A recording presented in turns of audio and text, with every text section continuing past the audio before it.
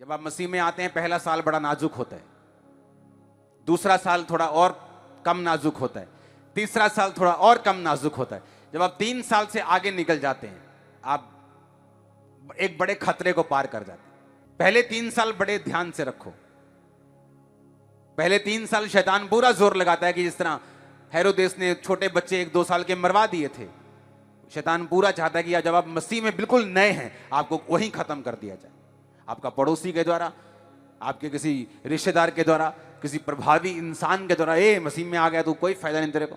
किसी भी तरह से, बीमारी से, अटैक से, किसी भी रीति से वो चाहता है आप दूर हो जाएं, क्योंकि जब आपके 3 साल निकल गए आप एक बड़ा हिस्सा पार कर चुके हैं। हालेलुया। और ये आपको प्रैक्टिकल बातें बता रहा हूं।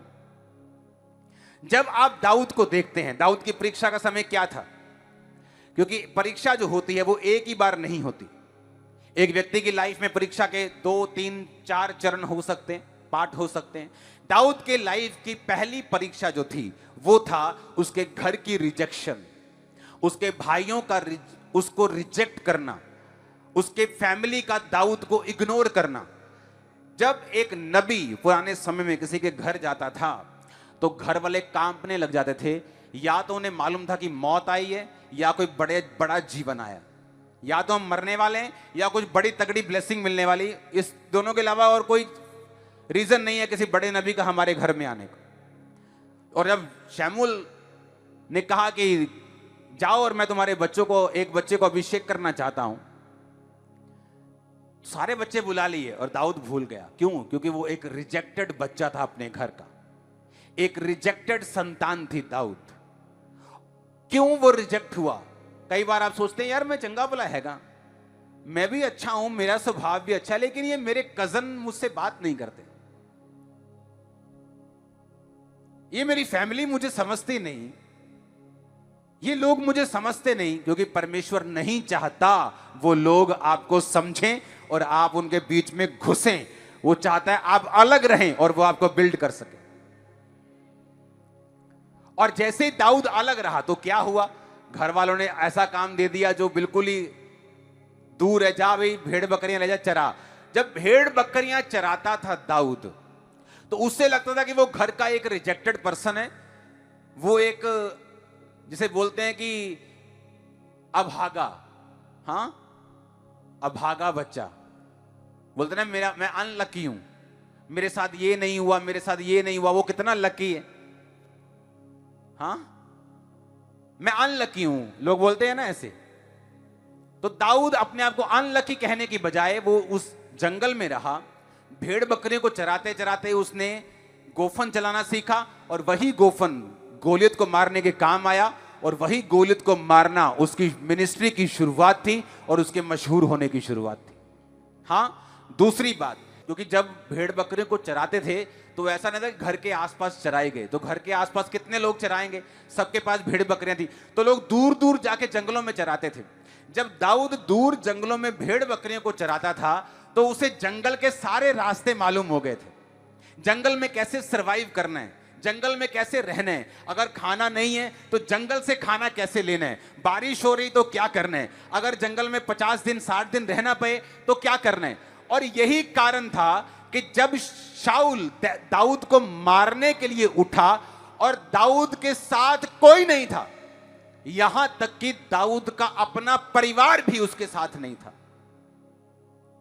इमेजिन करो कोई आपको मारना चाहता है और आपका परिवार उसी बंदे की टीम में हो, आप कैसा फील करेंगे?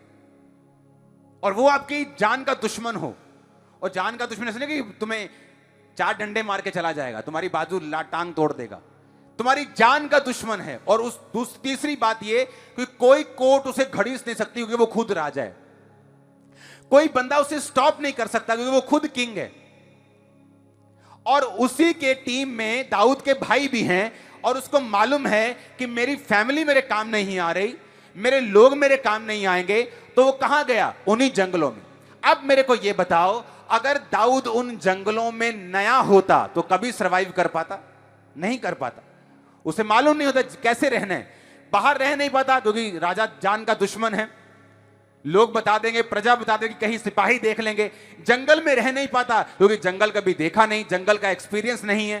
तो इसीलिए परमेश्वर ने वो भला किया कि दाऊद को अपने परिवार से रिजेक्ट करवाया, दाऊद को जंगलों की सैर करवाई, सालों साल उसको जंगलों में रखा, ताकि जब परमेश्वर का रियल पर्पस आए दाऊद कामयाब होकर वापिस आए।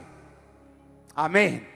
इसलिए मैंने क्या कहा, वो मेमोरीज, वो थॉट्स, वो यादें, वो प्रोसीजर, वो परिस्थितियां जो परीक्षाओं के दिनों में पड़ी थी, जब आप हाईएस्ट लेवल पे होंगे या किसी अगली परीक्षा में होंगे, आपको याद आएंगी और आपको सुरक्षित रखेंगी, आपको बचा के रखेंगी, आपको नेक्स्ट लेवल के लिए तैयार करेंगे। आमीन। ऊंचा चाहिए चर्च मेरे को। हालेलुया। लेकिन क्या आप परीक्षाओं में खुदा के साथ वफादार हैं या नहीं? क्योंकि हर एक की परीक्षा अलग है। मेरी ब्लेसिंग अलग थी, मेरी परीक्षा अलग थी। आपकी ब्लेसिंग अलग है, आपकी परीक्षा अलग है। आपके पड़ोसी की परीक्षा अलग है, आपकी पत्नी की परीक्षा अलग, आपके पति की अलग, आपके बच्चों की अलग है, आपके चर्च के लोगों की अलग, आपकी अलग, आपके मां की अलग, बाप की अलग। आप घर में 10 जन हैं, 10 की परीक्षा अलग अलग है।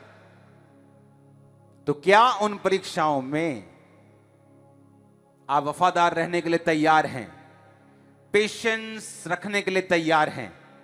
धीरज रखने के लिए तैयार हैं? साइलेंस टाइम पर जब आपको लगता है आपका टाइम वेस्ट हो रहा है, लेकिन खुदा उसी साइलेंट टाइम में आपको बना रहा है किसी नेक्स्ट लेवल पे लेके जाने के लिए, कि आप बने रहने के लिए तैयार हैं? Hallelujah, hallelujah. तो इस रीति से फिर क्या होगा? इस दुनिया की कोई ताकत, इस दुनिया का कोई इंसान, कोई शैतान आपको ग्रेटनेस की हद तक जाने से कभी रोक नहीं सकता। फिर मैं ब्लेसिंग की बात नहीं कर रहा हूं, ब्लेसिंग शब्द आपके लिए छोटा हो जाएगा। आप खुद एक ब्लेसिंग होंगे, और मैंने कहा आप खुद एक छुटकारा भी होंगे। आमीन। ऊंचे वाला चाहिए चर्च।